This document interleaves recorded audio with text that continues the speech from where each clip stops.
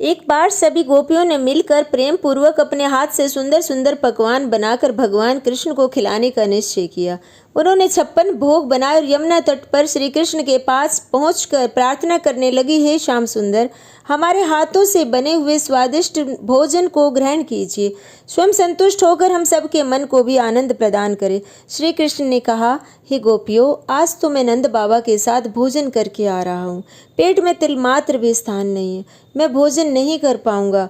यदि तुम लोग मुझे संतुष्ट करना चाहते हो तो ये भोजन किसी साधु या ब्राह्मण को खिला दो। प्रेम स्वरूपा गोपियाँ अपने प्रियतम श्याम सुंदर की आज्ञा का उल्लंघन नहीं कर सकती थी। वे बोली, हम लोग किस साधु या ब्राह्मण को ये भोजन कराएं, ये आदेश भी आपको ही देना होगा।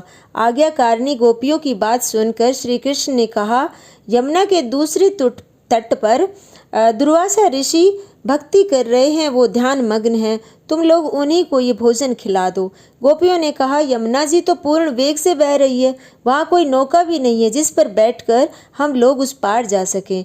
भोजन लेकर जल का स्पर्श किए बिना हम लोग उस पार भला कैसे जा सकती हैं श्याम सुंदर? कृष्ण बोले, जल का स्पर्श किए बिना सहज में ही उस पार जाया जा सकता है। गोपियों ने प्रश्न किया, वो कैसे? श्री कृष्ण ने बोला, तुम जाकर यमुना जी से बोलो, यदि कृष्ण ब्रह्मचारी है तो उस पार जाने के लिए हमें मार्ग दो। बस इतना कहते ही तुम्हारा मार्ग सहज हो जाएगा। इस कथन को सुनकर तो गोपियाँ जैसे खिलखिलाकर हंस पड़ी और हंसते हंसते गिर पड़ी। रास रचाने वाले श्री कृष्ण और ब्रह्मचारी, उन्हें तो बड़ा आश्चर्य हुआ। फिर भी उन्हें प्रियतम पर पूर्ण विश्वास था। वे उनके कथनानुसार यमुना जी से प्रार्थना करने लगी। यमुना जी का प्रवाह तुरंत रुक गया और बीच में सुंदर मार्ग दिखाई पड़ा। गोपियाँ प्रसन्नता पूर्वक उस पार चली गई। दुर्वासा मुनि के आश्रम पहुंचकर गोपियों ने उन्हें श्रद्धा से भोजन कराया। 50 थाल भोजन करने के बाद मुनि ने गोपियों को आशीर्वाद देकर विदा कर दिया। फिर दुर्वासा मुनि ने पूछा, गोपियों, तुम चिंतित क्यों खड़ी हो?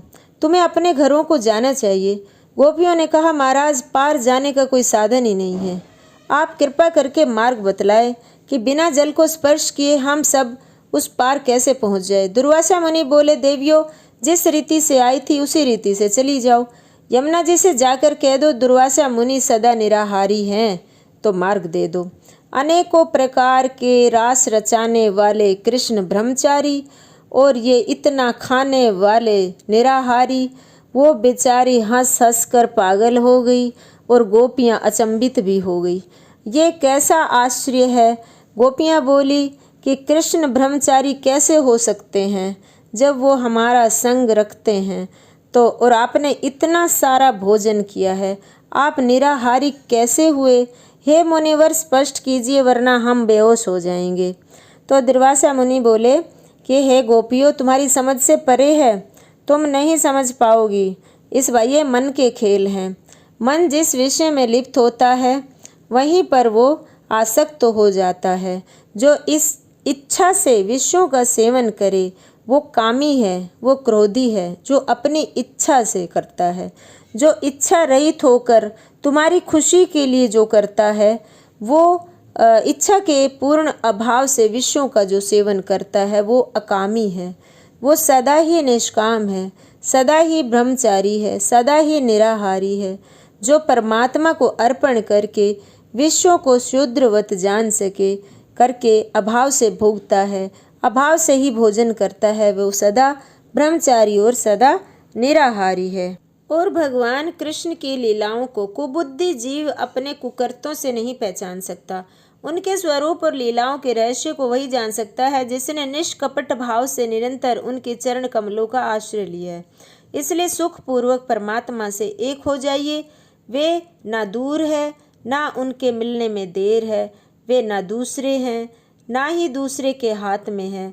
अतः एक ही कामना है, एक ही आत्मा है। श्री कृष्ण की एक ही आत्मा है और अगर वो प्रेम नहीं करेंगे, वो तुम्हारा संग नहीं करेंगे तो प्रकृति पूरी तरह नष्ट हो जाएगी, कण कण नष्ट हो जाएगा और इस पृथ्वी पर हाहाकार मच जाएगा।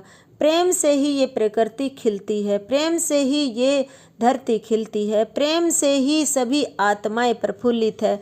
खिलखिलाकर जो तुम हंस रही हो वो सब प्रेम से ही है। बोलो जय श्री कृष्ण।